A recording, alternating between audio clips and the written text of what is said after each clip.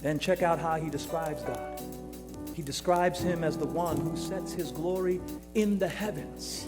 God, as the intelligent designer, uses the sky as his canvas, and he paints this picture in the sky, setting up the sun in its position and establishing all of the stars and the planets. He puts the moons to orbit around those planets, and David just sits back and marvels at the work of God's hands.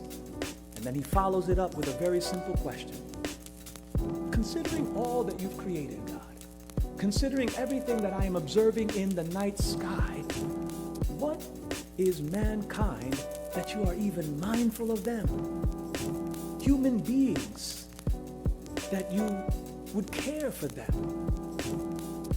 It was at that moment that I began to reflect on how obsessed we as human beings are about artificial intelligence.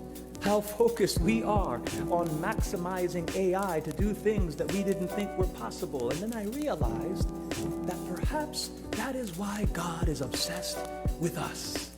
Maybe that is why God is so focused on us. Why is God mindful of mankind? Why does he care about them? Because God wants to maximize the potential of humanity. God wants to see how far humanity can rise until they can begin to think and act in the same manner that God would want us to think and act. You know, we're making all of these AI robots so that they can mimic human beings. God created us so we could mimic him.